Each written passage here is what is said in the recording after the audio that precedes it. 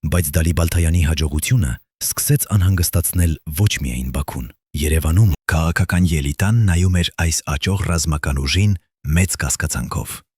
Գեներալը դառնում էր չափազանց հզոր, չափազանց անկախ, չափազանց հայտնի։ Նրա անունը արդեն հնչում էր Արցախի յուրաքանչյուր տանը որպես փրկիչ, իսկ քաղաքական ղեկավարները վախենում էին, որ այս ռազմական հերոսը կարող է դառնալ քաղաքական մրցակից։ Անվտանգության խորհրդի գաղտնի նիստերում սկսեցին հնչել հարցեր. արդյոք Դալիբալթայանը չի գերազանցում իր լիազորությունները, արդյոք նա չի դառնում չափազանց ինքնուրույն։ Եվ երբ գեներալը սկսեց պլանավորել ավելի համարձակ գործողություններ, այդ անհանգստությունը վերածվեց իրական վախի։ Հիմա պատկերացրեք, թե ինչ էր նշանակում լինել Գուրգեն Դալիբալթայանի ընտանիքի անդամ։ Այդ տարիներին նրա կինը, Սիրանուշը, ապրում էր մշտական ահի մեջ։ Ամեն առավոտ, երբ նա արթնանում էր, առաջին բանը, որ նա անում էր, լսում էր ռադիոն, համոզվելու, որ նրա ամուսինը դեռ կենդանի է։ Նրանց երկու երեխաները, 14 և 11 տարեկան, գիտեին, որ իրենց հայրը մարդ է, ում մասին խոսում են բոլորը,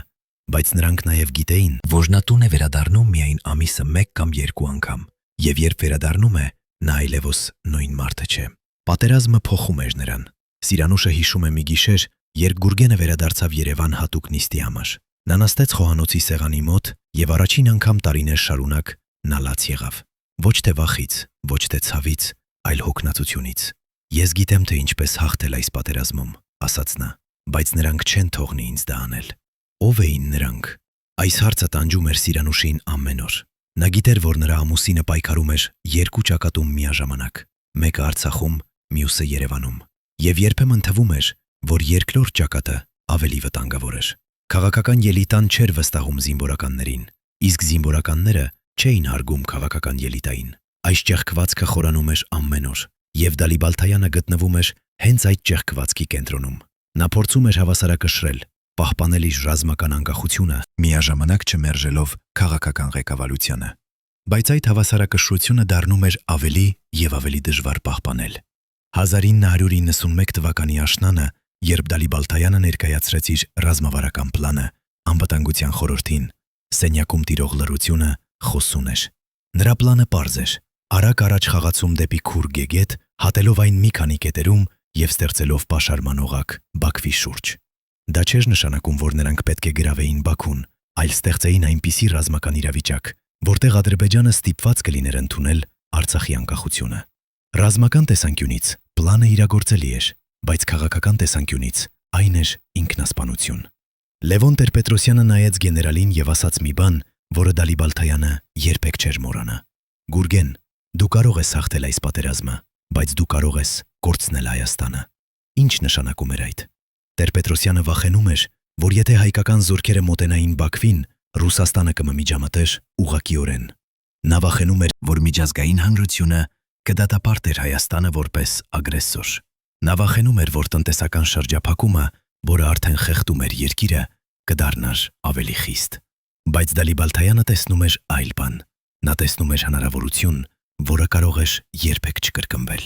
Նա գիտեր, որ ադրբեջանական բանակը թուլացած է, որ Ռուսաստանը զբաղված է իր սեփական ներքին խնդիրներով և որ միջազգային հանրությունը դեռ չի հասկացել, թե ինչ է իրականում տեղի ունենում Անդրկովկասում։ Դա էր պատուհանը, որը կարող էր փակվել ցանկացած պահի, և նա ուզում էր օգտագործել այն։ Բայց քաղաքական ելիտան ուներ այլ մտահոգություններ։ Նրանք չէին մտածում միայն Արցախի մասին, նրանք մտածում էին Հայաստանի ապագայի մասին, տնտեսական վերականգնման մասին, միջազգային ճանաչման մասին, և նրանք տեսնում էին Դալիբալթայանի պլանը որպես ռիսկ, որը կարող էր վտանգել այդ ամենը։ Այսպիսով սկսվեց լուռ պատերազմ, ոչ թե ճակատում, այլ Երևանի գրասենյակներում։ Ջեներալը ստանում էր հրամաններ, որոնք հակասում էին նրա ռազմական դատողությանը։ Նրան ասում էին սպասել, երբ նա գիտեր, որ պետք է գործել նրան։ Ասում էին լինել զգույշ, երբ նա գիտեր, որ պետք է լինել համարձակ։ Եվ ամենակարևորը, նրան ասում էին մի անել ոչինչ, որը կարող էր սադրել Ադրբեջանին կամ միջազգային հանրությանը։ Դալիբալթայանը փորձեց բացատրել, որ պատերազմում չկա չսադրելու տարբերակ։ Ամեն գործողություն սադրանք է, ամեն հարձակում պատասխան է առաջացնում։ Բայց քաղաքական տրամաբանությունը տարբեր էր ռազմական տրամաբանությունից։ Քաղաքական գործիչները մտածում էին ժամանակաշրջաններով, դիվանագիտական բանակցություններով, միջազգային ճնշումներով։ Զինվորականները մտածում էին տակտիկական առավելություններով, ռազմական հնարավորություններով, հաղթանակով կամ պարտությամբ։ Եվ այս երկու աշխարհները բախվում էին ամեն օր, ամեն ժամ, ամեն որոշման մեջ։ Դալիբալթայանը զգում էր, որ նրա ձեռքերը կապված են, բայց նա դեռ հույս ուներ, որ երբ կգա վճռական պահը, քաղաքական ղեկավարությունը կթույլ տա նրան անել այն, ինչի համար նա պատրաստվել էր ամբողջ կյանքը։ Արդյոք դուք երբևէ մտածել եք, թե ինչ է զգում զինվորական, երբ նա գիտի, որ կարող է հաղթել, բայց նրան չեն թողնում Դալիբալթայանի անձնական օրագրում, որը հայտնաբերվեց տարիներ անց, կամ ի գրառում 1991 թվականի նոյեմբերից։ Ես տեսնում եմ ճանապարհը դեպի հաղթանակ, այն պարզ է, այն իրագործելի է, բայց ամեն անգամ, երբ ես փորձում եմ քայլել այդ ճանապարհով, ինչ-որ մեկը դնում է քար իմ առջև, ոչ թե թշնամին, իմ սեփական մարտիկը։ Այս խոսքերը բացահայտում են այն ցավը, որը տանջում էր գեներալին։ Նա չէր պատերազմում միայն Ադրբեջանի դեմ, նա պատերազմում էր նաև քաղաքական համակարգի դեմ, որը չէր հասկանում կամ չէր ուզում հասկանալ, թե ինչ էր անհրաժեշտ հաղթանակի համար։ Բայց եկեք վերադառնանք այն պահին, երբ ամեն ինչ փոխվեց։ 1991 թվականի դեկտեմբերի 19-ը առավոտյան ժամը 7:30 րոպեին Դալիբալթայանի զորքերը սկսեցին վերջին փուլը՝ Խոջալույի գործողության։ Մինչև երեկոյան ժամը 5-ը քաղաքը ազատագրված էր։ Ադրբեջանական զորքերը նահանջում էին խուճապահար ռուսական հետախուզական զեկույցները, որոնք հետագայում արտահուսվեցին, հաստատում էին, որ Բաքվում սկսվել էր իրական խուճապ։ Ադրբեջանի պաշտպանության նախարարությունը հրավիրել էր արտակարգ նիստ, հայտարարվել էր մասնակի զորահավաք։ Իսկ ամենակարևորը, Ադրբեջանի նախագահ Այազ Մութալիբովը անձամբ զանգահարել էր Մոսկվա, պահանջելով անմիջական միջամտություն։ Դալիբալթայանը գիտեր, որ սա էր պահը։ Նրա զորքերը պատրաստ էին, ճանապարհը դեպի Քուր գետ բաց էր։ Ադրբեջանական պաշտպանական գծերը խախտված էին։ Եթե նրանք շարժվեին հիմա, արագ եւ վճռականորեն, նրանք կարող էին հասնել գետին, մինչև Ադրբեջանը կարողանար վերակազմակերպվել։ Եվ երբ նրանք կլինեին գետի մոտ, ամբողջ ռազմավարական իրավիճակը կփոխվեր։ Բաքուն կլիներ հասանելի հարվածի տակ։ Ադրբեջանը ստիպված կլիներ բանակցել։ Բանակցել Արցախի անկախությունը դառնար փաստ, ոչ թե երաս։ Դալիբալթայանը տվեց հրաման իր հրամանատարներին պատրաստվել առաջ խաղացման։ Նա պլանավորեց սկսել շարժումը հաջորդ առավոտյան, դեկտեմբերի 21-ին, առավոտյան ժամը 6-ին։ Բայց այդ գիշերը, դեկտեմբերի 20-րդի երեկոյան ժամը 11-ին, Դալիբալթայանի հեռախոսը զնգաց։ Մյուս ծայրում էր Սերժ Սարգսյանը, այն ժամանակ Հայաստանի պաշտպանության նախարարը։ Նրա ձայնը լարված էր, գրեթե շնչահեղձ։ «Գուրգեն», ասաց նա, «դու պետք է կանգնեցնես առաջ խաղացումը»։ Դալիբալթայանը չհավատաց իր ականջներին։ «Ինչ», հարցրեց նա։ «Մենք հենց նոր հաղթեցինք Խոջալուն, ճանապարհը բաց է, սա է մեր հնարավորությունը»։ Բայց Սարգսյանը կրկնեց. «Դու պետք է կանգնեցնես առաջ խաղացումը»։ Կանգնես, սա հրաման է նախագահից։ Դալիբալթայանը զգաց, թե ինչպես նրա ներսում ամեն ինչ սառեց։ «Ինչու»։ հարցրեց նա։ «Ինչու։ Հիմա, երբ մենք այդքան մոտ ենք»։ Սարգսյանը լռեց մի պահ, ապա ասաց. «Քաղաքական որոշում է։ Մենք չենք կարող ռիսկի դնել միջազգային միջամտություն»։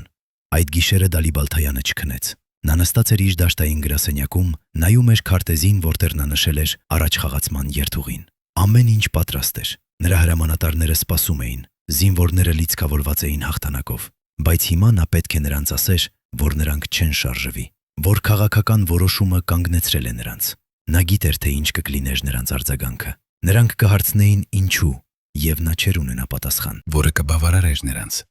Ինչպես նա կարող էր բացատրել, որ քաղաքական վախերը ավելի կարևոր են, քան ռազմական հնարավորությունները։ Ինչպես նա կարող էր ասել, որ նրանք պետք է հրաժարվեին հաղթանակից, որովհետև Երևանը վախենում էր միջազգային արձագանքից։ Հաջորդ առավոտ, դեկտեմբերի 21-ին, Դալիբալթայանը հավաքեց իր հրամանատարներին։ Նա նայեց նրանց դեմքերին, մարդիկ, ովքեր հետևել էին նրան ամենադժվար ճակատներում, ովքեր վստահել էին նրա դատողությանը, ովքեր պատրաստ էին մահանալ նրա հրամանով։ Եվ նա ասաց նրանց, որ առաջ խաղացումը չեղարկված է։ Սենյակում տիրող լռությունը ծանր էր, ապա մեկը հարցրեց. «Ինչու, հրամանատար»։ Դալիբալթայանը ուզում էր ասել ճշմարտությունը, բայց նա գիտեր, որ չի կարող։ Նա չէր կարող ասել, որ քաղաքական ղեկավարությունը վախենում է։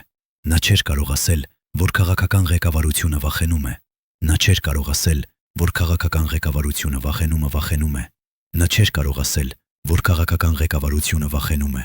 Նա չէր կարող ասել, որ քաղաքական ղեկավարությունը վախենում է։ Նա չէր կարող ասել, որ քաղաքական ղեկավարությունը վախենում է։ Նա չէր կարող ասել, որ քաղաքական ղեկավարությունը վախենում է։ Նա չէր կարող ասել, որ քաղաքական ղեկավարությունը վախենում է։ Նա չէր կարող ասել, որ քաղաքական ղեկավարությունը վախենում է։ Նա չէր կարող ասել, որ քաղաքական ղեկավարությունը վախենում է։ Նա չէր կարող ասել, որ քաղաքական ղեկավարությունը չկար պաշտոնական փաստաթուղթ, միայն հեռախոսազանգ, գիշերվա մեջ։ Դալիբալթայանը պահանջեց գրավոր հաստատում։ Նա ուզում էր, որ այս որոշումը լիներ փաստաթղթավորված։ Նա ուզում էր, որ պատմությունը գիտենար, թե ով կանգնեցրեց նրան։ Եվ 2 օր անց, դեկտեմբերի 23-ին, նա ստացավ այն։ Հրաման 405։ Այն տպագրված էր կարմիր թղթի վրա, կնքված էր 3 կնիքով և ստորագրված էր անձամբ Լևոն Տեր-Պետրոսյանի կողմից։ Հրամանի տեքստը կարճ էր. կանգնեցնել բոլոր հարձակողական գործողությունները Քուր գետի ուղղությամբ, պահպանել ընթացիկ դիրքերը, սպասել հետագա հրահանգներին։ Դալիբալթայանը կարդաց այդ հրամանը և զգաց, թե ինչպես նրա ներսում ինչ-որ բան կոտրվեց։ Սա չէր պարզապես ռազմական հրաման, սա էր քաղաքական դատավճիռ, սա էր որոշում, որը կորոշեր ոչ միայն այս պատերազմի ելքը, այլև Արցախի ապագան։ Նա գիտեր, որ այս հնարավորությունը երբեք չէր կրկնվի։ Ադրբեջանը կվերակազմակերպվեր, կստանար նոր զենք, կստեղծեր նոր պաշտպանական գծեր։ Ռուսաստանը կմիջամտեր ավելի ակտիվորեն, միջազգային հանրությունը կսկսեր ճնշել Հայաստանին, և պատուհանը, որը բաց էր այս պահին, կկլանվեր ընդմիշտ։ Նա վերցրեց այդ փաստաթուղթը և դրեց այն իր անձնական սեյֆում։ Նա գիտեր, որ մի օր այս փաստաթուղթը կպատմի ճշմարտությունը։ Բայց ով իսկապես կայացրեց այդ որոշումը։ Արդյոք դա էր միայն Տեր-Պետրոսյանը, թե կային ուրիշներ, ավելի զոր ուժեր, որոնք ճնշում էին նրան։ Արդյոք Մոսկվան դեր խաղաց այս որոշման մեջ։ Արդյոք Արևմուտքը սպառնում էր պատժամիջոցներով, թե դա էր պարզապես վախ, վախ անհայտից, վախ հետևանքներից, վախ պատասխանատվությունից։ Այս հարցերը տանջում էին Դալիբալթայանին տարիներ շարունակ, և նա երբեք չստացավ բավարար պատասխաններ։ Քաղաքական ղեկավարությունը ասում էր, որ նրանք փրկեցին Հայաստանը ավելի մեծ աղետից, բայց Դալիբալթայանը տեսնում էր այլ բան։ Նա տեսնում էր կորցրած հնարավորություն, որը երբեք չէր վերադառնա։ Արդյոք դուք երբևէ մտածել եք, թե քանի հաղթանակ է կորցվել ոչ թե ճակատում, այլ քաղաքական գրասենյակներում։ Քանի զինվորական, ովքեր պատրաստ էին տալ իրենց կյանքը, ստիպված եղան նահանջել ոչ թե թշնամու առջև, այլ իրենց սեփական ղեկավարների հրամանով։ Եվ քանի անգամ պատմությունը կարող էր ընթանալ այլ ուղղությամբ, եթե քաղաքական վախը չկանգնեցներ ռազմական համարձակությանը։ Դալիբալթայանի պատմությունը միայն մեկ օրինակ է, բայց դա օրինակ է, որը ցույց է տալիս, թե ինչպես մեծ հաղթանակները կարող են կորչել ոչ թե դաշտում, այլ քաղաքական որոշումների սենյակներում։ Երբ նախկին անվտանգության ծառայության գնդապետ Արամ Սարգսյանը համաձայնեց խոսել առաջին անգամ 35 տարվա ընթացքում, ես գիտեի, որ այդ զանգը կգա, ասաց նա, նայելով պատուհանից դուրս, կարծես վախենալով, որ ինչ-որ մեկը լսում է։ Բայց ես երբեք չէի պատկերացնում, որ այն կգա այդ պահին, երբ մենք այդքան մոտ էինք։ Սարգսյանը եղել է այն 12 մարդկանցից մեկը, ովքեր գիտեին ամեն ինչ Դալիբալթայանի պլանների մասին։ Ամեն գաղտնի երթուղի, ամեն պահեստային տարբերակ, ամեն կոդեն կոդավորված հաղորդագրություն։ Նա եղել է այն մարդը, ով պատասխանատու էր հաղորդակցության անվտանգության համար գեներալի և Երևանի միջև։ Եվ նա եղել է այն մարդը, ով լսել է այն խոսակցությունները, որոնք երբեք չեն գրանցվել պաշտոնական արձանագրություններում։ Այն խոսակցությունները, որոնք փոխեցին ամեն ինչ։ Դեկտեմբերի 19 երեկոյան ժամը 9:30 ես ստացա հրաման ապակոդավորել բոլոր կապի ուղիները Դալիբալթայանի շտաբի և Երևանի միջև։ Շարունակեց Սարգսյանը, նրա ձայնը գրեթե շշուկ էր։ Սա էր անսովոր։ Մենք երբեք չէինք անջատում կապը ակտիվ գործողությունների ժամանակ, բայց հրամանը ակտիվ գործողությունների ժամանակ, բայց հրամանը ակտիվ գործողությունների ժամանակ, բայց հրամանը ակտիվ գործողությունների ժամանակ, բայց հրամանը ակտիվ գործողությունների ժամանակ, բայց հրամանը ակտիվ գործողությունների ժամանակ, բայց հրամանը ակտիվ գործողությունների ժամանակ, բայց հրամանը ակտիվ գործողությունների ժամանակ, բայց հրամանը ակտիվ գործողությունների ժամանակ, բայց հրամանը ակտիվ գործողությունների ժամանակ, բայց հրամանը ակտիվ գործողությունների ժամանակ, բայց հրամանը ակտիվ գործողությունների ժամանակ, բայց հրամանը ակտիվ գործողությունների ժամանակ, բայց հրամանը ակտիվ գործողությունների ժամանակ, բայց հրամանը ակտիվ գործողությունների ժամանակ, բայց հրամանը ակտիվ գործողությունների ժամանակ, բայց հրամանը ակտիվ գործողությունների ժամանակ, բայց հրամանը ակտիվ գործողությունների ժամանակ, բայց հրամանը որ նա կարողանա պաշտպանվել։ Ինչու անվտանգության խորհուրդը կցանկանար կտրել կապը իր սեփական գեներալի հետ հենց հաղթանակի պահին։ Ով տվեց այդ հրամանը եւ ամենակարևորը, ինչ էին նրանք վախենում, որ Դալիբալթայանը կարող էր լսել կամ ասել։ Սարգսյանը ասում է, որ նա երբեք չստացավ պատասխաններ այդ հարցերին, բայց նա հիշում է, որ հաջորդ օրը, դեկտեմբերի 21-ին, երբ կապը վերականգնվեց, առաջին հաղորդագրությունը, որը եկավ Երևանից, էր այն հեռախոսազանգը Սերժ Սարգսյանից, այն զանգը, որը կանգնեցրեց ամեն ինչ։ Ես լսեցի այդ խոսակցությունը, ասաց Սարգսյանը։ Ես լսեցի Դալիբալթայանի ձայնը։ Նա փորձում էր պահպանել հանգստությունը, բայց ես կարող էի զգալ նրա ցասումը։ Նա հարցրեց. ինչու։ Նա հարցրեց. ով կայացրեց այդ որոշումը, բայց նա երբեք չստացավ իրական պատասխան։ Բայց եկեք վերադառնանք մի քանի ժամ ետ, այն պահին, երբ Բաքվում սկսվեց իրական խուճապ։ Ադրբեջանի պաշտպանության նախարարություն, դեկտեմբերի 19-ը ժամը 6 երեկոյան, նախարար Ռահիմ Գազիևը նստած էր իր գրասենյակում, նայելով զեկույցներին, որոնք գալիս էին ճակատից։ Խոջալուն ընկել էր, հայկական զորքերը շարժվում էին արագ, պաշտպանական գծերը խախտված էին, եւ ամենավատը, նրա սեփական զինվորները սկսում էին խուճապահար լինել։ Գազիևը վերցրեց հեռախոսը եւ զանգահարեց ուղղակիորեն նախագահ Այազ Մութալիբովին։ «Պարոն նախագահ», ասաց նա, փորձելով պահպանել հանգստությունը, «մենք ունենք լուրջ իրավիճակ։ Եթե հայերը շարունակեն այս տեմպերով, նրանք կարող են հասնել Քուր գետին 3 օրվա ընթացքում, եւ եթե նրանք հատեն գետը, Բաքուն կլինի վտանգի տակ»։ Մութալիբովը լռեց մի պահ, ապա նա ասաց ինչ-որ բան, որը Գազիևը երբեք չէր մոռանա։ «Զանգահարիր Մոսկվա, ասա նրանց, որ եթե նրանք չմիջամտեն հիմա, մենք կորցնելու ենք ամեն ինչ»։ Գազիևը հասկացավ, թե ինչ էր նշանակում այդ։ Ադրբեջանը պաշտոնապես դիմում էր Ռուսաստանին օգնության համար։ Սա էր ճանաչում, որ նրանք չէին կարող կանգնել հայկական առաջխաղացմանը միայնակ։ Բայց Գազիևը նաև գիտեր, որ Մոսկվան չէր ուզում ուղղակիորեն միջամտել։ Ռուսաստանը ուներ իր սեփական խնդիրները՝ խորհրդային միության փլուզումը, տնտեսական ճգնաժամը, քաղաքական անկայունությունը։ Վերջին բանը, որ Մոսկվան ուզում էր նոր պատերազմ Անդրկովկասում։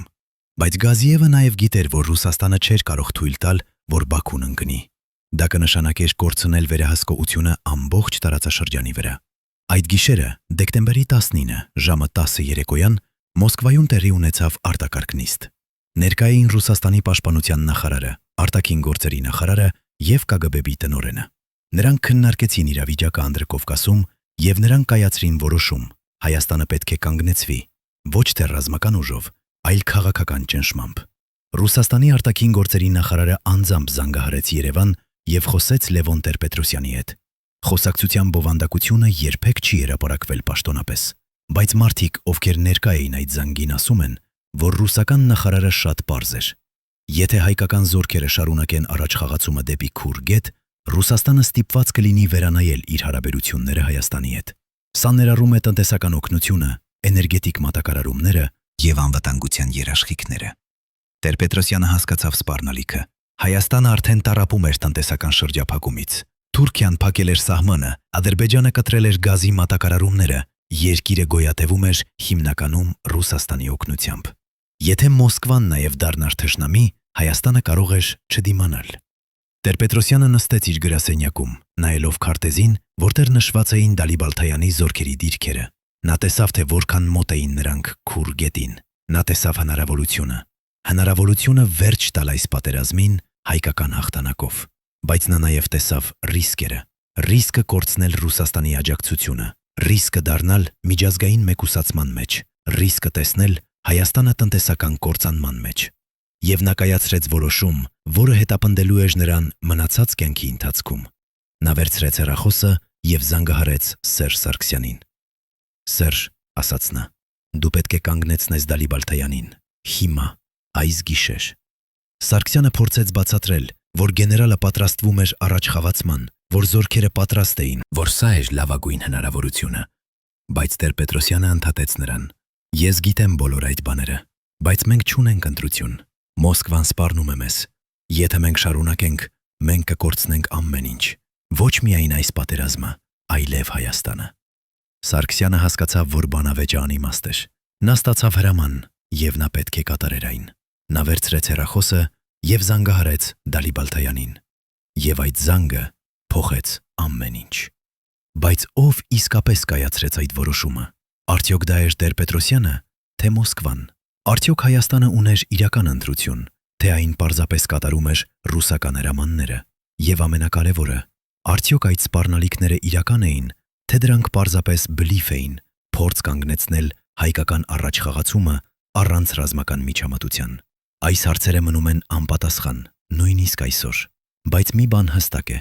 այդ գիշերը, դեկտեմբերի 19-ը, կայացվեց որոշում, որը որոշեց ոչ միայն այդ պատերազմի ելքը, այլև Արցախի ճակատագիրը հաջորդ 30 տարիների համար։ Հիմա պատկերացրեք, թե ինչ էր զգում Դալիբալթայանը, երբ նստացավ այդ զանգը։ Նա նստած էր իր դաշտային շտաբում, շրջապատված իր հրամանատարներով, ովքեր սպասում էին վերջնական հրամանին սկսելու առաջ խաղացումը։ Քարտեզները պատրաստ էին, երթուղիները պլանավորված էին, զորքերը դիրքերում էին, ամեն ինչ պատրաստ էր։ Եվ հենց այդ պահին հնչեց հեռախոսազանգը, որը ամեն ինչ ոչնչացրեց։ Դալիբալթայանը լսեց Սարգսյանի խոսքերը, եւ նա զգաց, թե ինչպես նրա ներսում ամեն ինչ սառեց։ Նա փորձեց բացատրել, փորձեց համոզել, փորձեց պայքարել, բայց նա գիտեր, որ այն անօգուտ էր։ Քաղաքական որոշումը արդեն կայացված էր, եւ նա, որպես զինվորական, պետք է ենթարկվեր։ Երբ նա ավարտեց խոսակցությունը, նա նայեց իր հրամանատարներին։ Նրանք նայում էին նրան, սպասելով։ Նրանք տեսնում էին նրա դեմքի արտահայտությունը, եւ նրանք գիտեին, որ ինչ-որ բան սխալ էր։ Դալիբալթայանը բացեց բերանը խոսելու, բայց խոսքերը չէին գալիս։ Ինչպես նա կարող էր ասել նրանց, որ նրանք չեն շարժվի։ Ինչպես նա կարող էր բացատրել, որ քաղաքական վախերը կանգնեցրել են նրանց հաղթանակի շեմին։ Ինչպես նա կարող էր նայել այդ մարդկանց աչքերին, ովքեր վստահել էին նրան, հետևել էին նրան, պատրաստ էին մահանալ նրա հրամանով եւ ասել նրանց, որ ամեն ինչ, ինչի համար նրանք պայքարել էին, հենց նոր դավաճանվել է։ Վերջապես նա գտավ խոսքերը. առաջ խաղացումը չեղարկված է։ Մենք պահպանում ենք ընթացիկ դիրքերը։ Սա հրաման է Երևանից։ Սենյակում տիրող լռությունը ծանր էր, գրեթե ֆիզիկական, ապա մեկը, գնդապետ Վարդան Պետրոսյանը, հարցրեց այն հարցը, որը բոլորը մտածում էին. ինչու, հրամանատար։ Մենք այդքան մոտ ենք, ադրբեջանցիները փախչում են, ճանապարհը բաց է։ Ինչու, մենք պետք է կանգնենք հիմա։ Դալիբալթայանը նայեց նրան, եւ Պետրոսյանը տեսավ ինչ-որ բան գեներալի աչքերում, ինչ որ նա երբեք չէր տեսել նախկինում. պարտություն։ Ոչ թե ռազմական պարտություն, այլ ինչ-որ ավելի խորը, ավելի ցավոտ։ Քաղաքական որոշում է, ասաց Դալիբալթայանը։ Մոսկվան սպառնում է մեզ, Երևանը վախենում է միջազգային արձագանքից։ Նրանք կարծում են, որ եթե մենք շարունակենք, մենք կկորցնենք ավելին, քան կարող ենք շահել։ Պետրոսյանը ուզում էր բանավեճել, ուզում էր ասել, որ սա էր սխալ, որ նրանք երբեք չէին ունենալու այսպիսի հնարավորություն կրկին։ Բայց նա տեսավ Դալիբալթայանի դեմքը, եւ նա հասկացավ, որ գեներալը արդեն գիտեր այդ ամենը։ Նա հասկացավ, որ Դալիբալթայանը տառապում էր այս որոշումից ավելի, քան նրանցից ցանկացածը։ Եվ նա հասկացավ, որ գեներալը չուներ ընտրություն։ Այնպես որ Պետրոսյանը պարզապես գլուխ տվեց, եւ նա դուրս գնաց սենյակից, տեղեկացնելու իր զինվորներին, որ առաջ խաղացումը չեղարկված է։ Եվ երբ նա դուրս գնաց, Դալիբալթայանը մնաց միայնակ իր գրասենյակում, նայելով քարտեզին, որտեղ նշված էր ճանապարհը դեպի Քուր գետ, ճանապարհը, որը նրանք երբեք չէին անցնի։ Արդյոք դուք երբևէ մտածել եք, թե ինչ է նշանակում ունենալ հաղթանակը ձեր ձեռքում եւ տեսնել, թե ինչպես այն խլվում է ձեզանից ոչ թե թշնամու կողմից, այլ ձեր սեփական մարդկանց կողմից։ Դալիբալթայանի անձնական օրագրում այդ գիշերվա գրառումը կարճ է, բայց այն ասում է ամեն ինչ։ Այսօր ես կորցրի ոչ թե մարտահրավերը, այլ հավատը։ Հավատը, որ մեր ղեկավարները հասկանում են, թե ինչ է անհրաժեշտ հաղթանակի համար։ Հավատը, որ նրանք պատրաստ են ռիսկի դնել ամեն ինչ, այն ճշմարտության համար, որի համար մենք պայքարում ենք։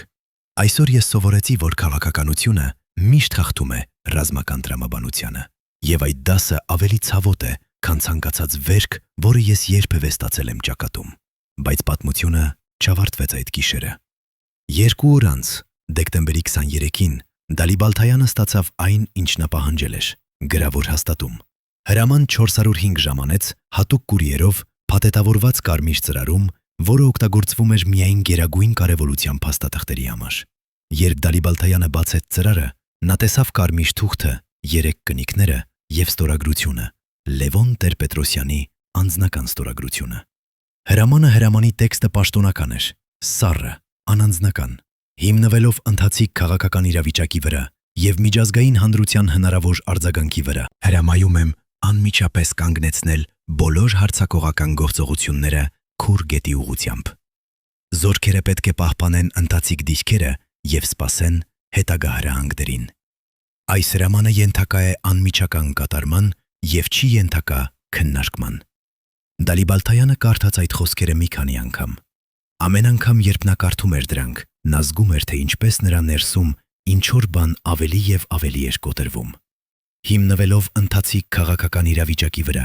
ինչ քաղաքական իրավիճակ։ Ռուսական սպառնալիքները, որոնք կարող էին լինել բլիֆ։ Միջազգային հանրության հնարավոր արձագանքը։ Արդյոք միջազգային հանրությունը իսկապես հետաքրքրված էր այս փոքր պատերազմով Անդրկովկասում։ Չի ենթակա քննարկման։ Սա էր ամենացավոտ մասը։ Սա էր ասում, որ նրա կարծիքը, նրա փորձը, նրա ռազմական դատողությունը ոչինչ չէին նշանակում։ Քաղաքական որոշումը արդեն կայացված էր, եւ նա պարզապես պետք է ենթարկվեր։ Նա վերցրեց այդ փաստաթուղթը եւ դրեց այն իր անձնական սեյֆում։ Նա գիտեր,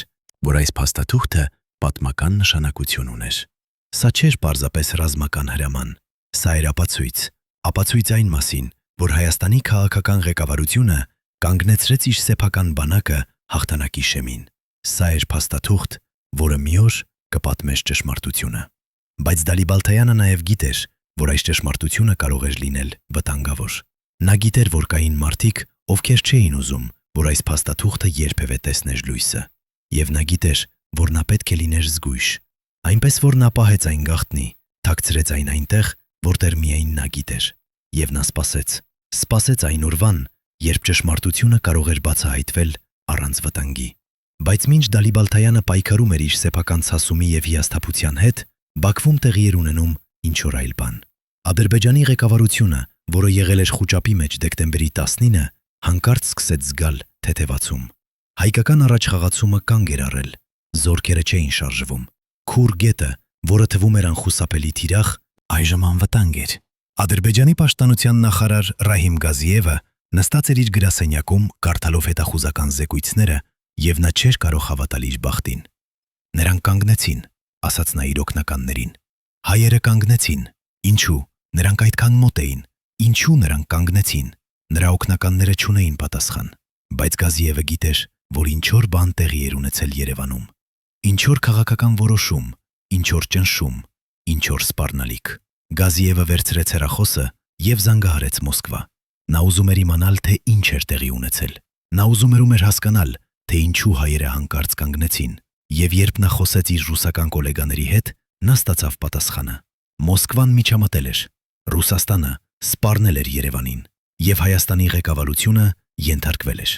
Գազիևը զգաց թեթևացում, բայց նաեւ ինչ-որ այլ բան, ամոթ։ Նա գիտեր, որ Ադրբեջանը փրկվել էր ոչ թե իր սեփական ուժով, այլ ռուսական միջամտությամբ։ Նա գիտեր, որ եթե Մոսկվան չէր միջամտել, Բաքուն կարող էր լինել վտանգի տակ։ Եվ նա գիտեր, որ այս փրկությունը գալիս էր գնով, Ադրբեջանը այժմ պարտական էր Ռուսաստանին։ Բայց Գազիևը նաև տեսավ հնարավորություն հայկական առաջխաղացումը կանգ էր առել։ Սա նշանակում էր, որ Ադրբեջանը ուներ ժամանակ վերակազմակերպվելու, ուժեղացնելու իր պաշտպանությունը, պատրաստվելու հաջորդ փուլին։ Նա սկսեց պլանավորել նոր պաշտպանական գծեր, Քուր գետի երկայնքով, լրացուցիչ զորքեր ճակատ, նոր զենք Ռուսաստանից եւ Թուրքիայից։ Նա գիտեր, որ հայերը կվերադառնան։ Նա գիտեր, որ այս դադարը ժամանակավոր էր, բայց նա նաև գիտեր, որ այս ժամանակը կարող էր լինել բավարար, պատրաստվելու, ուժեղանալու, եւ երբ հայերը կվերադառնային, կլիներ պատրաստ։ Եվ այդպես էլ եղավ։ Հաջորդ տարիներին Ադրբեջանը ստեղծեց ուժեղ պաշտպանական գծեր, որոնք հայկական բանակը երբեք չկարողացավ հատել։ Եվ այդ ամենը սկսվեց այդ պահից, Երբ Դալիբալթայանը ստիպված եղավ կանգնել։ Հիմա եկեք խոսենք մի մարդու մասին, ում անունը երբեք չի հնչել բարձրաձայն, բայց ով խաղաց վճռական դեր այս ողբերգության մեջ։ Նրա անունը Արմեն Խաչատրյանն էր, եւ նա եղել է անվտանգության խորհրդի հատուկ խորհրդականը միջազգային հարաբերությունների հարցերով։ Խաչատրյանը եղել է այն մարդը, ով վերլուծել էր միջազգային իրավիճակը, գնահատել էր հնարավոր արձագանքները եւ խորհուրդ տվել Տեր-Պետրոսյանին։ Եվ նա եղել է այն մարդը, ով վերլուծել էր միջազգային իրավիճակը, գնահատել էր հնարավոր արձագանքները եւ խորհուրդ տվել Տեր-Պետրոսյանին։ Եվ նա եղել է այն մարդը, ով վերլուծել էր միջազգային իրավիճակը, գնահատել էր հնարավոր արձագանքները եւ խորհուրդ տվել Տեր-Պետրոսյանին։ Եվ նա եղել է այն մարդը, ով վերլուծել էր միջազգային իրավիճակը, գնահատել էր հնարավոր արձագանքները եւ խորհուրդ տվել Տեր-Պետրոսյանին։ Եվ նա եղել է այն մարդը, ով վերլուծել էր միջազգային իրավիճակը, գնահատել էր հնարավոր արձագանքները եւ խորհուրդ տվել Տեր-Պետրոսյանին։ Եվ նա եղել է այն մարդը, ով վերլուծել էր միջազգային իրավիճակը, գնահատել էր հնարավոր արձագանքները եւ խորհուրդ տվել Տեր-Պետրոսյանին։ Եվ նա եղել է այն մարդը, ով վերլուծել էր միջազգային իրավիճակը, գնահատել էր հնարավոր արձագանքները եւ խորհուրդ տվել Տեր-Պետրոսյանին։ Եվ նա եղել է այն մարդը, ով վերլուծել էր միջազգային իրավիճակը, գնահատել էր հնարավոր արձագանքները եւ խորհուրդ տվել Տեր-Պետրոսյանին։ Եվ նա եղել է այն մարդը, ով վերլուծել էր միջազգային իրավիճակը, գնահատել էր հնարավոր արձագանքները եւ խորհուրդ տվել Տեր-Պետրոսյանին։ Քան արդեն գոյություն ունեցող շրջափակումը։ Այս հարցերը երբեք չեն քննարկվել լիարժեք։ Խաչատրյանի վերլուծությունը ընդունվեց որպես փաստ եւ հիմնվելով դրա վրա կայացվեց որոշումը կանգնեցնել Դալիբալթայանին։ Բայց տարիներ անց, երբ Խաչատրյանը հեռացավ իր պաշտոնից եւ սկսեց խոսել ավելի բաց, նա ընդունեց, որ նրա վերլուծությունը հիմնված էր ոչ թե կոշտ փաստերի, այլ վախերի եւ ենթադրությունների վրա։ Մենք վախենում էինք, ասաց նա մի հարցազրույցում, որը տրվեց տարիներ անց։ Մենք վախենում էինք անհայտից։ Մենք վախենում էինք, որ եթե մենք շարունակենք, ամեն ինչ կկորցնենք։ Բայց հիմա, երբ ես նայում եմ ետ, ես հարցնում եմ ինձ. արդյոք մենք կորցրինք ավելի շատ կանգնելով։ Սա է հարցը, որը տանջում է բոլորին, ովքեր ներգրավված էին այդ որոշման մեջ։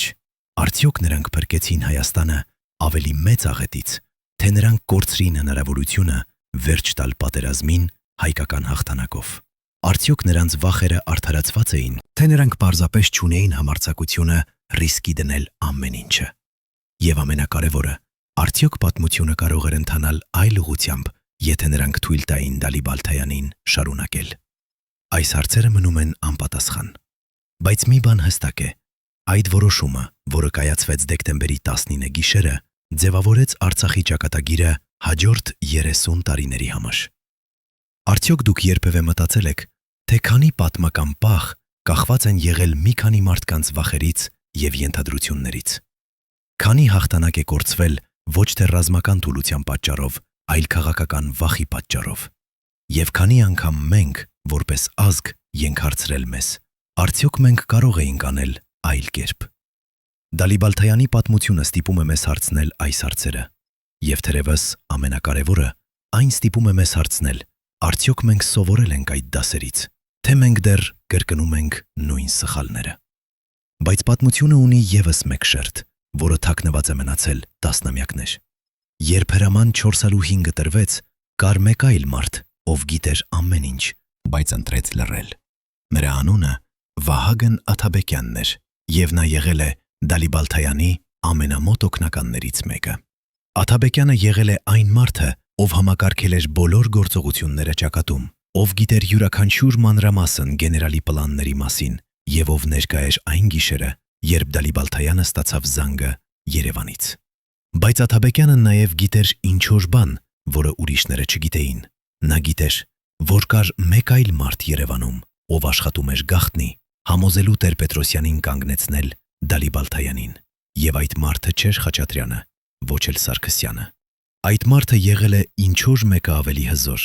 ինչ-որ մեկը, ով ուներ ուղղակի կապ Մոսկվայի հետ։ Աթաբեկյանը երբեք չբացահայտեց այդ մարդու անունը հրապարակայնորեն, բայց նա թողեց հուշումներ իր անձնական օրագրում, որը հայտնաբերվեց նրա մահից հետո։ Այդ օրագրում նա գրում է. կար մեկը, ով չէր ուզում, որ մենք հաղթենք։ Ոչ թե որովհետև նա չէր սիրում Հայաստանը, այլ որովհետև նա վախենում էր, որ հաղթանակը կփոխեր ամենին ինչ։ Նա վախենում էր, որ Դալիբալթայանը կդառնար չափազանց հզոր։ Նա վախենում էր, որ զինվորականները կստանային չափազանց մեծ ազդեցություն։ Եվ նա վախենում էր, որ նրա սեփական քաղաքական ապագան կվտանգվեր։ Այնպես որ նա աշխատեց գաղտնի, համոզելու Մոսկվային սպառնալ մեզ եւ համոզելու Երևանին ենթարկվել այդ սպառնալիքներին։ Ով էր այդ մարդը։ Աթաբեկյանը երբեք չասաց անունը, բայց նա թողեց բավականաչափ հուշումներ, որպիսի մարդիկ կարողանային կռահել։ Նա խոսում է մի մարդու մասին, ով ուներ ուղղակի կապ ռուսական հետախուզության հետ։ Մի մարդու, ով ներկա էր բոլոր անվտանգության խորհրդի գաղտնի նիստերում։ Մի մարդու, ով հետագայում դարձավ շատ հզոր քաղաքական գործիչ, եւ մի մարդու, ով երբեք չխոսեց հրապարակայնորեն այն դերի մասին, որը նա խաղաց դեկտեմբերի 19 գիշերը։ Աթաբեկյանի օրագիրը ավարտվում է մի խոսքով, որը սառեցնում է արյունը։ Եթե ժողովուրդը երբևէ իմանա ճշմարտությունը, նա կհասկանա, որ մեր ամենամեծ թշնամին չէր Բաքուն, այն էր Երևանում։ Այս մեղադրանքը լուրջ է, եւ այն պահանջում է ապացույցներ, բայց ապացույցները դժվար է գտնել։ Անվտանգության խորհրդի արխիվները դեռ փակ են, շատ փաստաթղթեր ոչնչացվել են, եւ մարդիկ, ովքեր գիտեն ճշմարտությունը, կամ մահացել են, կամ լռում են։ Բայց Աթաբեկյանի օրագիրը ոչ միայն մեկն է, կան այլ աղբյուրներ, այլ վկաներ, այլ փաստաթղթեր, որոնք հուշում են, որ դեկտեմբերի 19 գիշերը տեղի ունեցավ ինչ-որ բան ավելին, քան պարզ քաղաքական որոշում։ Կար գաղտնի խաղ, գաղտնի բանակցություններ, գաղտնի դավադրություն։ Եվ այդ խաղի կենտրոնում էր մի մարդ, ով ուզում էր կանգնեցնել Դալիբալթայանին։ Ոչ թե Հայաստանի շահերի համար, այլ իր սեփական քաղաքական շահերի համար։ Արդյոք դուք պատրաստ եք իմանալ այդ մարդու անունը։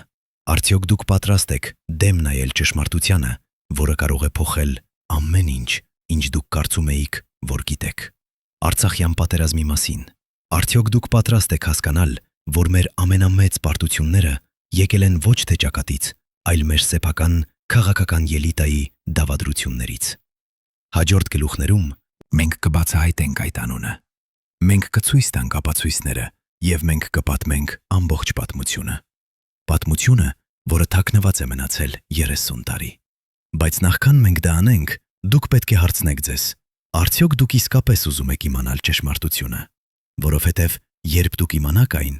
դուք երբեք չեք կարողանա նայել Հայաստանի քաղաքական պատմությանը նույն կերպ։ Պատկերացրեք, որ դուք եք այն 12 մարդկանցից մեկը, ովքեր գիտեին ամեն ինչ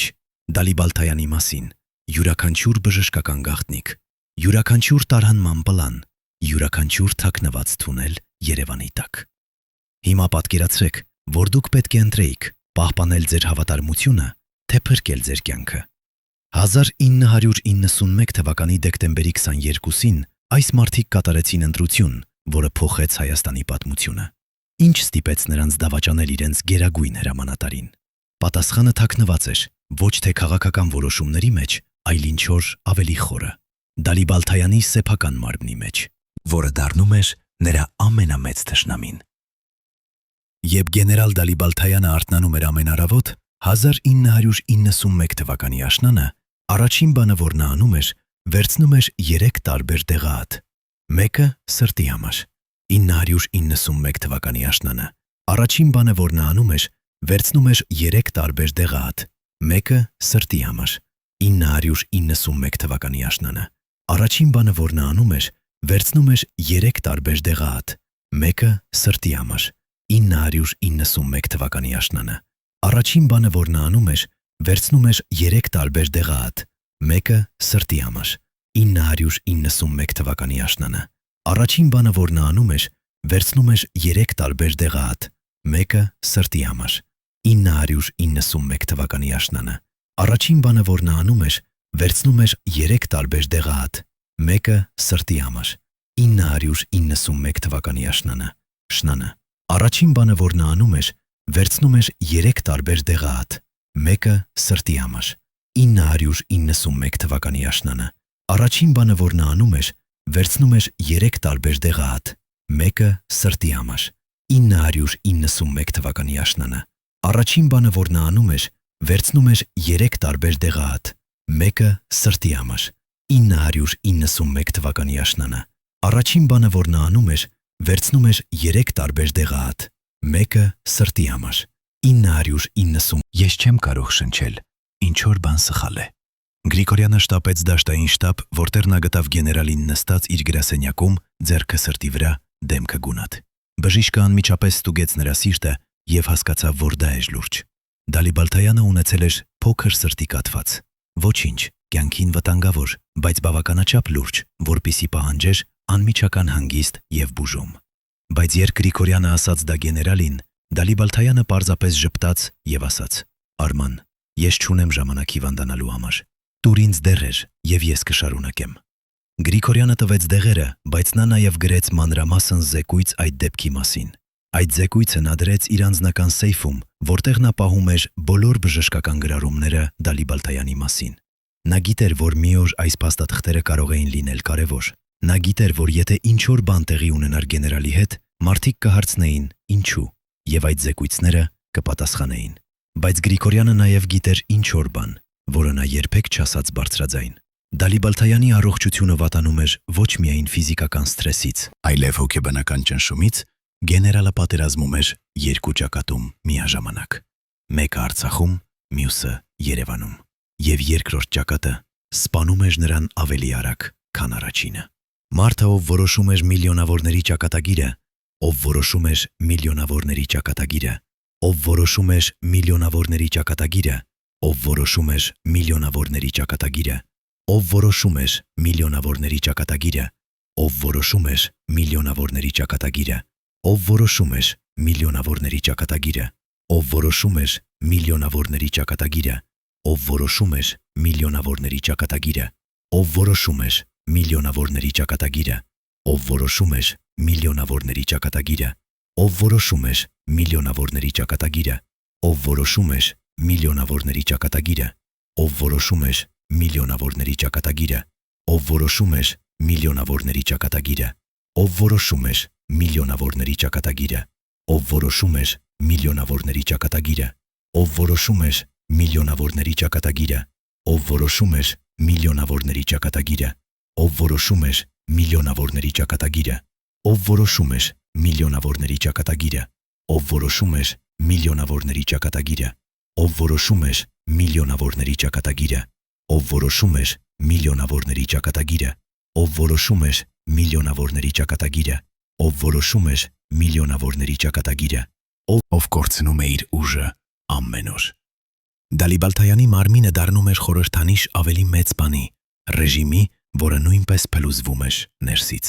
Նրա դեղերը, նրա սրտի կաթվածը, նրա անքնությունը, այս ամենը ցույց էր տալիս, որ նույնիսկ ամենաուժեղ մարդիկը խոցելի են։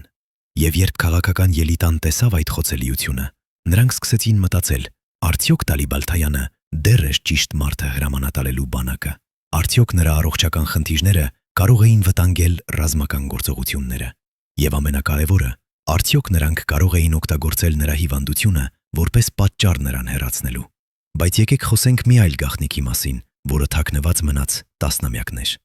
Անվտանգության ծառայությունը պահում էր հատուկ դոսիեներ VOM 0544 կոդով։ Դոսիեներ այնքան գաղտնի, որ գոյություն ունեին միայն 3 պատճեն ամբողջ երկրում։ Այդ դոսիեներում գտնվում էին տեղեկություններ Դալիբալթայանի իրական առողջության մասին, տարհանման պլանների մասին, հեղափոխության դեպքում, եւ ինչ-որ շատ ավելի շոկային բան՝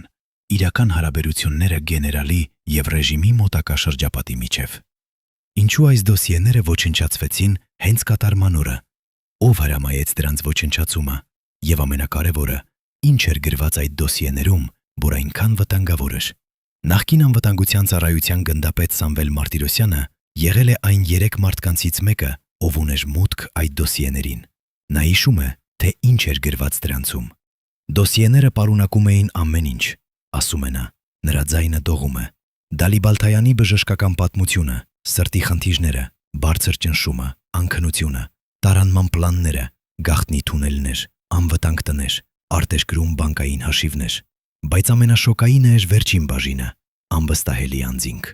Այնտեղ թվարկված էին 15 անուն, գեներալներ եւ մոտակա շրջապատի անդամներ, ովքեր համարվում էին հնարավոր դավաճաններ։ Եվ այդ ցուցակում էին մարդիկ, ովքեր հետագայում դարձան շատ հզոր քաղաքական գործիչներ։ Մարտիրոսյանը դադար տվեց, նայելով իր ձեռքերին, որոնք դեռ դողում էին 35 տարի անց, երբ ես տեսա այդ ցուցակը, ես հասկացա, որ Դալիբալթայանը գիտեր։ Նա գիտեր, որ նրա սեփական մարդիկ պլանավորում էին նրան դավաճանել։ Նա գիտեր, որ երբ կգա վճռական պահը, նրանք կընտրեին իրենց սեփական գոյատևումը, ոչ թե հավատարմությունը։ Եվ նա ճիշտ էր, երբ դեկտեմբերի 19-ը եկավ հրամանը կանգնեցնել առաջխաղացումը, այդ ցուցակի մարդիկ էին առաջինները, ովքեր աջակցեցին այդ որոշմանը։ Նրանք տեսան հնարավորություն ազատվելու գեներալից, ով գիտեր չափազանց շատ նրանց մասին։ Մարտիրոսյանը նայեց ուղղակիորեն տեսախցիկին։ Երբ գեներալները տեսան այդ ցուցակը, նրանք հասկացան՝ կամ նա, կամ մենք։ Արդյոք նրանց դավաճանությունը հերոսություն էր, թե պարզապես հուսահատ պայքար գոյատևման համար։ Սա է հարցը, որը տանջում է բոլորին, ովքեր գիտեն ճշմարտությունը։ Դալիբալթայանի դավաճանությունը չէր պարզ քաղաքական որոշում, այն էր ինքնապաշտպանություն։ Մարդիկ, ովքեր գիտեին, որ գեներալը կասկածում էր նրանց, որոշեցին գործել առաջ, քան նա կգործեր։ Նրանք օգտագործեցին Մոսկվայի սպառնալիքները որպես պատրվակ։ Նրանք համոզեցին Տեր-Պետրոսյանին, որ Դալիբալթայանի պլանը չափազանց ռիսկային էր, եւ նրանք ապահովեցին, որ հրամանը կանգնեցնելու մասին տրվեր հենց այն պահին, երբ գեներալը ամենամոտ էր հաղթանակին։ Ինչու՞։ Որովհետև եթե Դալիբալթայանը հաղթեր, նա կդառնար չափազանց հզոր։ Նա կդառնար ազգային հերոս, անձեռն մխելի, եւ այդ դեպքում նա կարող էր օգտագործել իր ուժը, մաքրելու այն մարդկանց, ովքեր դավաճանել էին նրան։ Արդյոք դուք երբևէ մտածել եք, թե քանի հաղթանակ է կորցվել ոչ թե թշնամու կողմից, այլ ներքին դավադրությունների պատճառով։ Քանի անգամ մեր ամենամեծ հերոսները դավաճանվել են ոչ թե ճակատում, այլ իրենց սեփական շտաբներում։ Եվ քանի անգամ մենք, որպես ազգ, կորցրել ենք հնարավորությունները, որովհետև վախեցել ենք մեր սեփական ուժից։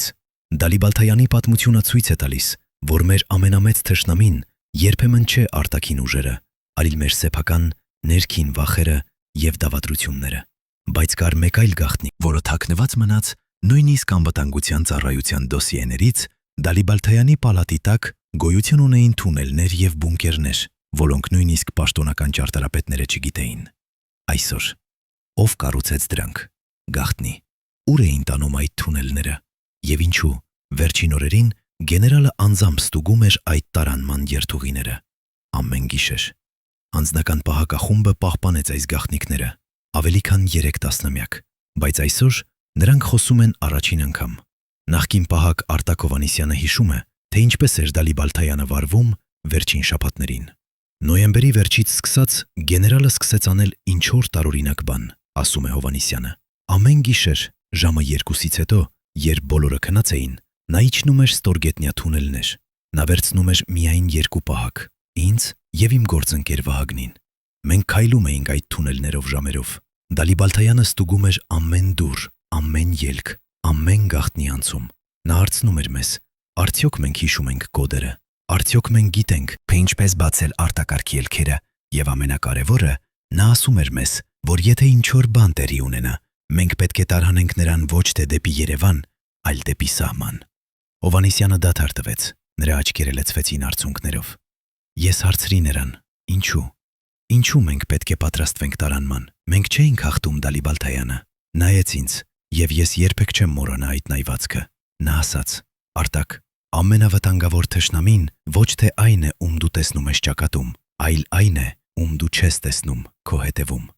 Ես չհասկացա այդ պահին, թե ինչ էր նա նշանակում, բայց հիմա 35 տարի անց ես հասկանում եմ։ Նա գիտեր, որ նրան պլանավորում էին դավաճանել։ Նա գիտեր, որ վտանգը գալիս էր ոչ թե Բաքվից, այլ Երևանից, եւ նա պատրաստվում էր։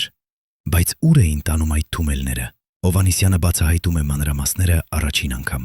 Կային 3 հիմնական թունել, ասում է նա։ Առաջինը տանում էր դեպի հին զինանոց, որը գտնվում էր քաղաքից 3 կիլոմետր հեռավորության վրա։ Այնտեղ պահվում էին արտակարգ զինամթերք եւ մեքենաներ։ Երկրորդը տանում էր դեպի գաղտնի հաղորդակցության կենտրոն, որտեղ կար ուղղակի կապ Մոսկվայի հետ, շրջանցելով Երևանը։ Երրորդը, ամենագաղտնիը, տանում էր դեպի սահման։ Այդ թունելը կառուցվել էր դեռ խորհրդային ժամանակներում, եւ շատ քչերը գիտեին դրա մասին։ Դալիբալթայանը ասաց մեզ, որ եթե ամեն ինչ ձախողվի, մենք պետք է օգտագործենք այդ թունելը։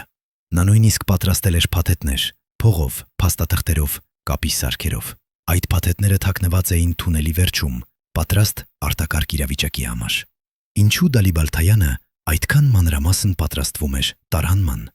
Արդյոք նա իսկապես վախենում էր իր սեփական ղեկավարությունից։ Հովհաննիսյանը հավաստիացնում է. դեկտեմբերի սկզբին գեներալը ստացավ անանուն նամակ։ Այդ նամակում գրված էր, որ Երևանում պլանավորում են նրան հեռացնել, ոչ թե պաշտոնից, այլ ֆիզիկապես։ Նամակում ասվում էր, որ կան մարդիկ, ովքեր կարծում են, որ Դալիբալթայանը դարձել է չափազանց վտանգավոր, որ նա գիտի չափազանց շատ գաղտնիքներ, որ եթե նա հաղթի այս պատերազմը, նա կդառնա անվերահսկելի, եւ որ միակ ճանապարհը կանգնեցնելու նրան է ազատվել է նրանից։ Հովհաննիսյանը վերցրեց այդ նամակը իր գրպանից, դեղնած թուղթ, որը նա պահել է 35 տարի։ Սա է այդ նամակը։ Ես պահեցի այն, որովհետև գիտեի, որ մի օր ճշմարտությունը պետք է բացահայտվի։ Նամակը գրված է ձեռագիր, անանուն, բայց ոճը պրոֆեսիոնալ է։ Այն ոչ թե սպառնալիք է, այլ նախազգուշացում։ Գրողը ակնհայտորեն ուզում էր օգնել Դալիբալթայանին, ոչ թե վնասել։ Բայց ով էր այդ մարդը։ Ինչու նա ռիսկի դրեց իր կյանքը նախազգուշացնելու գեներալին։ Հովհաննիսյանը ասում է, որ Դալիբալթայանը երբեք չբացահայտեց, թե ով կարծում էր, որ ուղարկել է այդ նամակը, բայց գեներալը վերցրեց այն լրջորեն։ Նա կրկնապատկեց իր անվտանգությունը, նա փոխեց իր ամենօրյա ռեժիմը, որպեսզի դժվար լիներ կանխատեսել նրա շարժումները, եւ նա սկսեց պատրաստվել վերջին տարբերակին, փախուստին։ Արդյոք դուք երբևէ մտածել եք, թե ինչ է զգում մարդ, ով պետք է պատրաստվի փախչելու իր սեփական երկրից։ Դալիբալթայանը չէր փախչում թշնամուց, նա պատրաստվում էր փախչել իր սեփական ղեկավարությունից։ Սա է ամենածանր ճշմարտությունը։ Մարդը, ով պայքարում էր Հայաստանի համար, ով զոհաբերում էր ամեն ինչ իր ժողովրդի համար, վախենում էր ոչ թե ադրբեջանցիներից, այլ հայերից։ Եվ այդ վախը արդարացված էր, որովհետև երբ եկավ վճռական պահը, երբ Դալիբալթայանը ամենամոտ էր հաղթանակին, հենց այդ մարդիկը, ում նա վախենում էր, դավաճանեցին նրան։ Հիմա եկեք խոսենք այն մասին, ինչ տեղի ունեցավ դեկտեմբերի 19 գիշերը, ոչ թե Երևանում, ոչ թե Արցախում, այլ Մոսկվայում։ Ռուսաստանի արտաքին հետախուզության արխիվներում պահվում է մի փաստաթուղթ, որը երբեք չի հրապարակվել պաշտոնապես։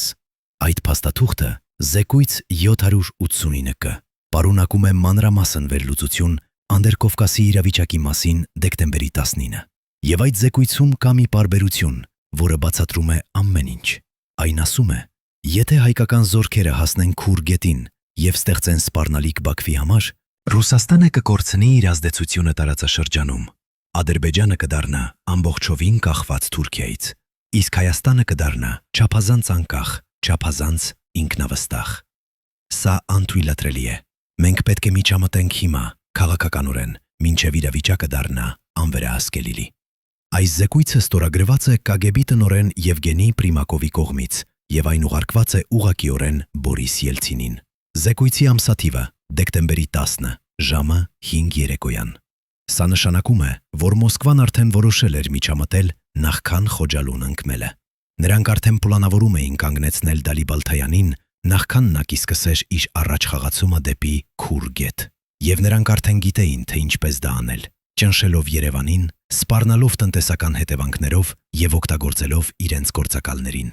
Հայաստանի ղեկավարության մեջ ով էին այդ գործակալները։ Զեկույցը չի նշում անուններ, բայց այն խոսում է վստահելի աղբյուրների մասին։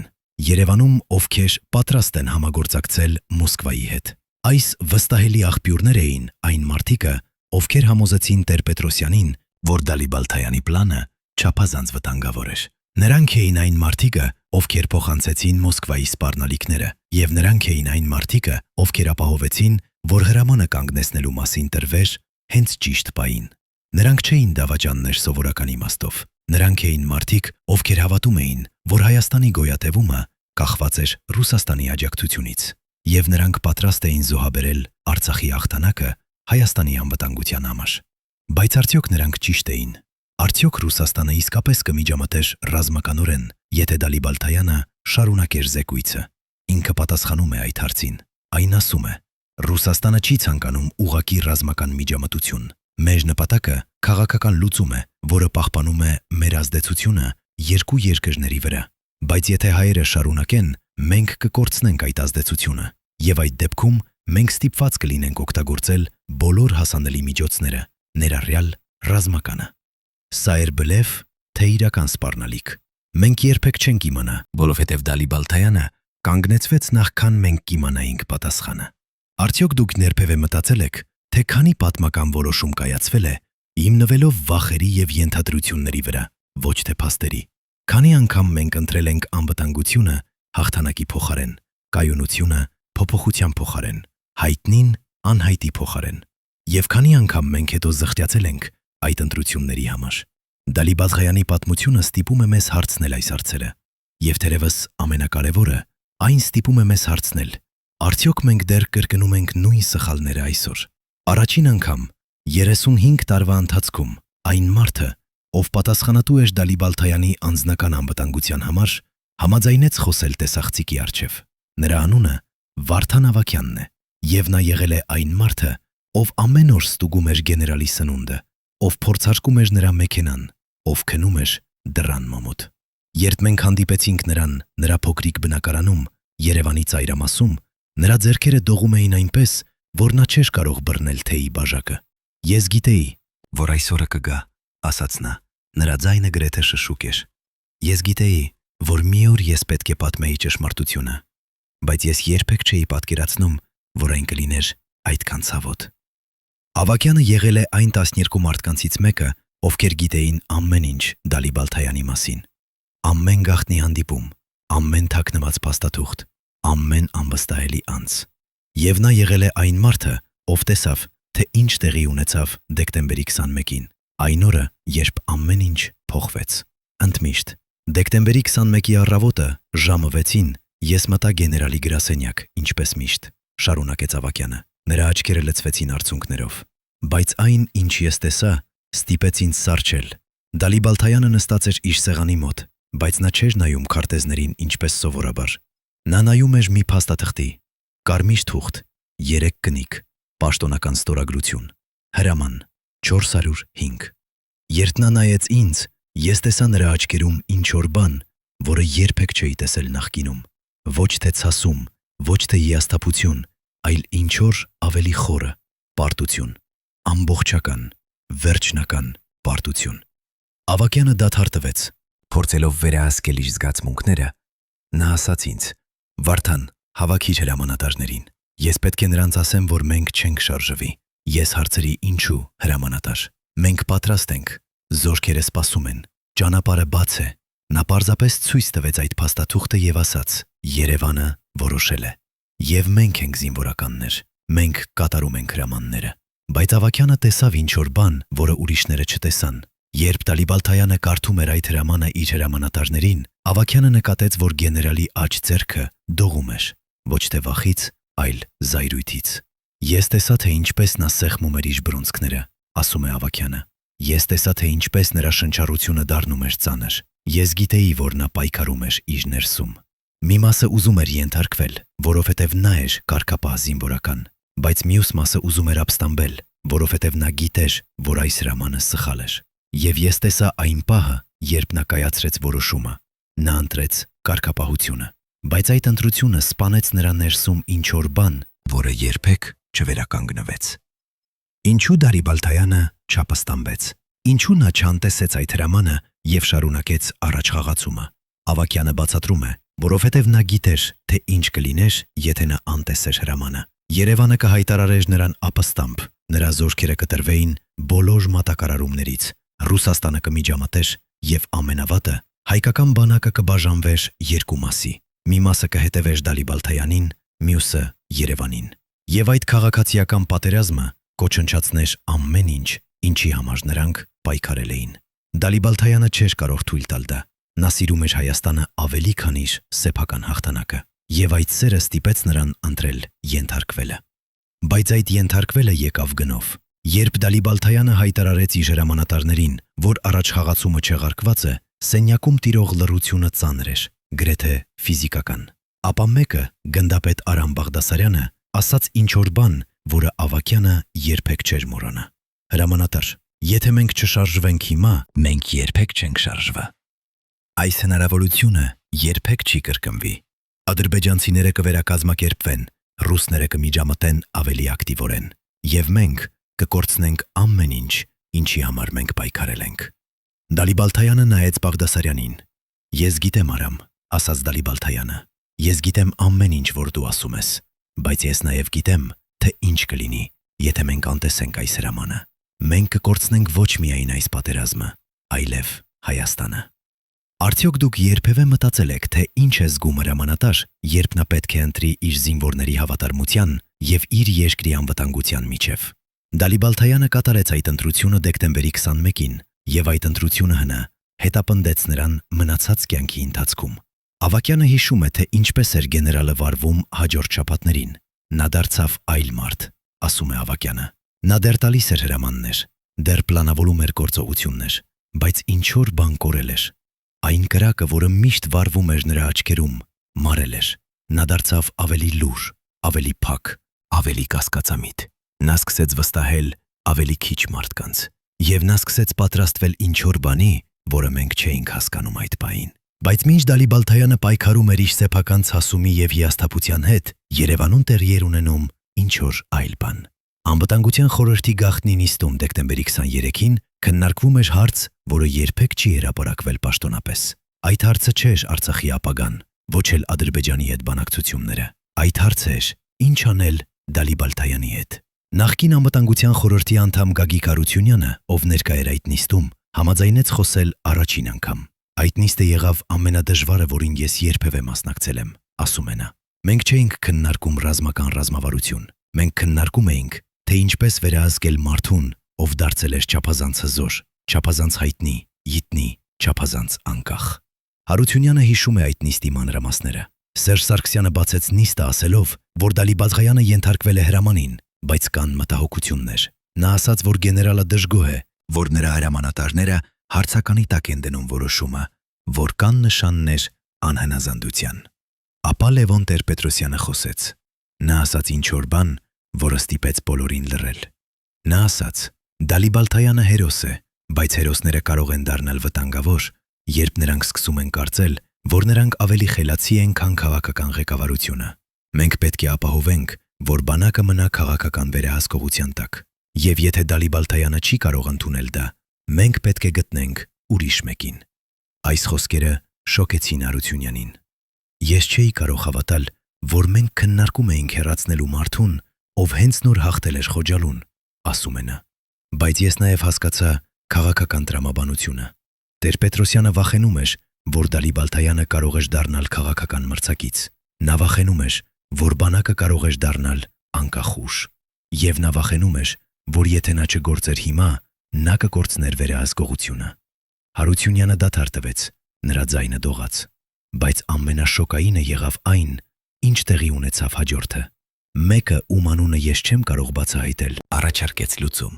Նա ասաց, որ մենք չպետք է հեռացնենք Դալիբալթայանին անմիջապես, որովհետև դա կստեղծի խնդիրներ բանակում։ Փոխարենը մենք պետք է աստիճանաբար նվազեցնենք նրա լիազորությունները, փոխենք նրա հրամանատարներին մեր մարդկանցով և սպասենք ճիշտ պահին։ Ով էր այդ մարդը, ով առաջարկեց այս պլանը։ Հարությունյանը հրաժարվում է բացահայտել անունը, բայց նա ասում է, այդ մարդը ուներ ուղղակի կապ Մոսկվայի հետ։ Նա էր այն մարդը, ով համոզել էր Տեր-Պետրոսյանին կանգնեցնել Դալիբալթայանին դեկտեմբերի 19-ը։ Եվ նա էր այն մարդը, ով հետագայում դարձավ շատ հզոր քաղաքական գործիչ։ Նրա անունը հայտնի է բոլորին, բայց ոչ ոք չգիտի այն դերի մասին, որը նա խաղաց Դալիբալթայանի ճակատագրում։ Հարությունյանը նայեց ուղղակիորեն տեսախցիկին։ Եթե ժողովուրդը երբևէ իմանա այդ անունը, նա կհասկանա, որ մեր ամենամեծ դավաճանությունը եկավ ոչ թե Բաքվից,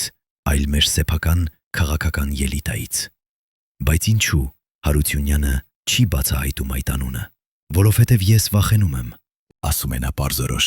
Այդ մարդը դեռ ապրում է, նա դեռ ուժեղ է, և նա ունի միջոցներ լռեցնելու մարդկանց, ովքեր խոսում են չափազանց շատ։ Ես տեսել եմ, թե ինչ տեղի է ունեցել այլ մարդկանց հետ, ովքեր փորձել են բացահայտել ճշմարտությունը։ Նրանցից ոմանք մահացել են անբացատրելի հանգամանքներում, ուրիշները կորել են առանց հետքի։ Ես չեմ ուզում լինել հաջորդը։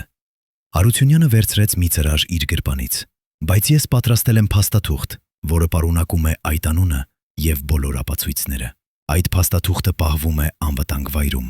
և եթե ինչ-որ բան տեղի ունենա ինձ հետ, այն կհրապարակվի ավտոմատ կերպով։ Սա է իմ ապահովագրությունը։ Արդյոք դուք պատրաստ եք իմանալ այդ անունը։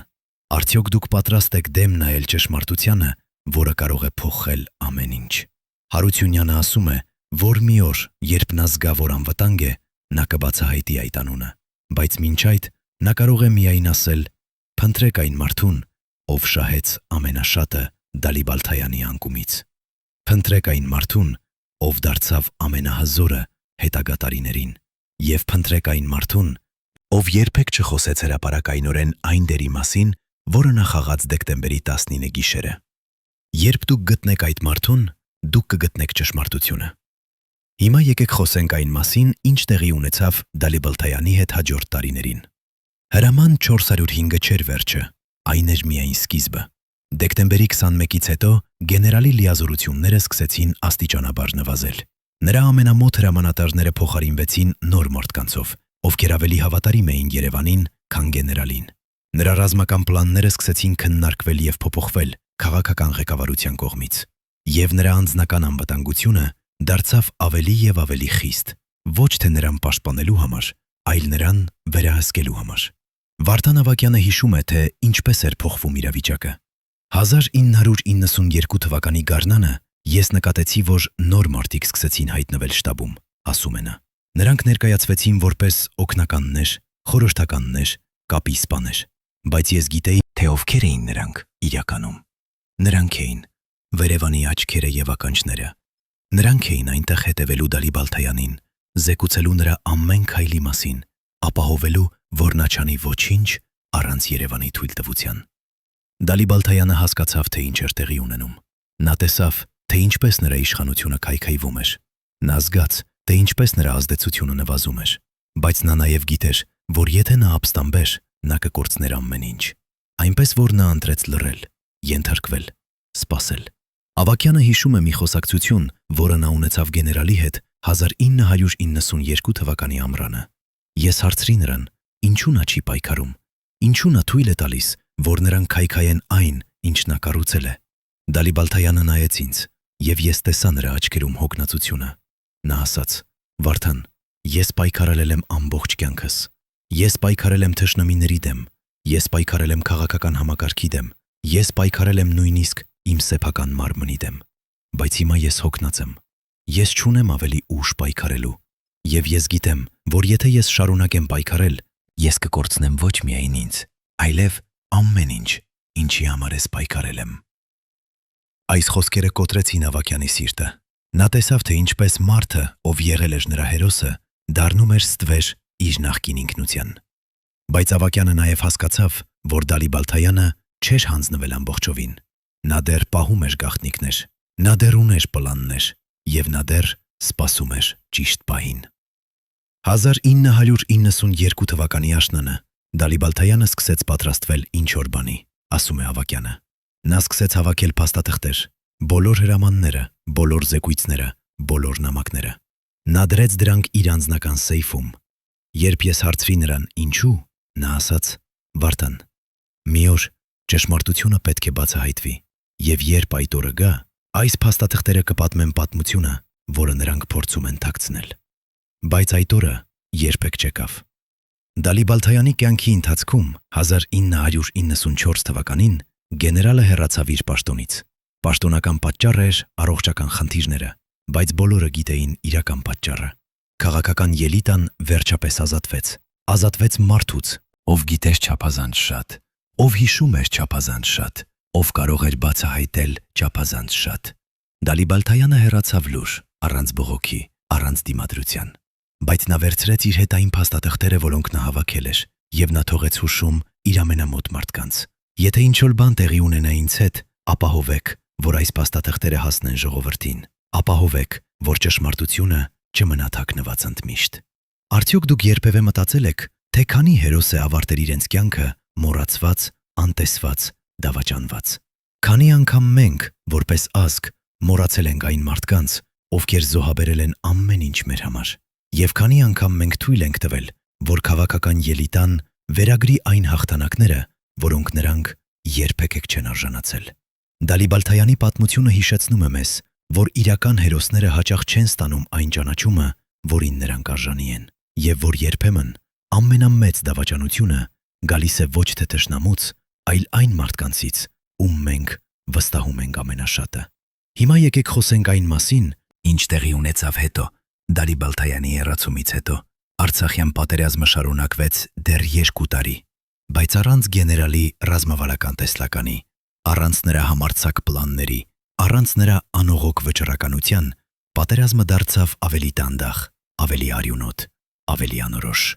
1994 թվականի մայիսին, երբ վերջապես ստորագրվեց հրադադարը, Արցախը ազատագրված էր, բայց քուր գետը դեռ հեռու էր Բաքուն, դեռ անվտանգ էր, նվտանգ էր, եւ Ադրբեջանը դեռ ուժեղ էր։ Նախկին հրամանատար Արամ Բաղդասարյանը, ով մասնակցել էր պատերազմին մինչև վերջ, հիշում է, թե ինչ էին մտածում զինվորականները։ Մենք միշտ հարցնում էինք մեզ. ինչ կլիներ, եթե Դալի Բալթայանին թույլ տային շարունակել դեկտեմբերի 21-ին, ասում է նա։ Ինչ կլիներ, եթե մենք հասնեինք քուր գետին։ Ինչ կլիներ, եթե մենք ստեղծեինք սպառնալիք Բաքվի համար։ Արդյոք պատերազմը կավարտվեր ավելի արագ։ Արդյոք մենք կկորցնեինք ավելի քիչ մարդկանց։ Արդյոք Արցախի ապագան կլիներ ավելի անվտանգ։ Այս հարցերը տանջում են բոլորին, ովքեր ապրել են այդ ժամանակները։ Եվ պատասխանները երբեք չեն լինի հստակ։ Բայց մի բան անվիճելի է։ Հրաման 405-ը փոխեց Արցախի ճակատագիրը։ Այն կանգնեցրեց հայկական բանակը հաղթանակի շեմին։ Այն տվեց Ադրբեջանին ժամանակ վերակազմակերպվելու, եւ այն ստեղծեց իրավիճակ, որը հետագայում հանգեցրեց նոր հակամարտությունների, նոր պատերազմների, նոր ողբերգությունների։ Բաղդասարյանը ասում է.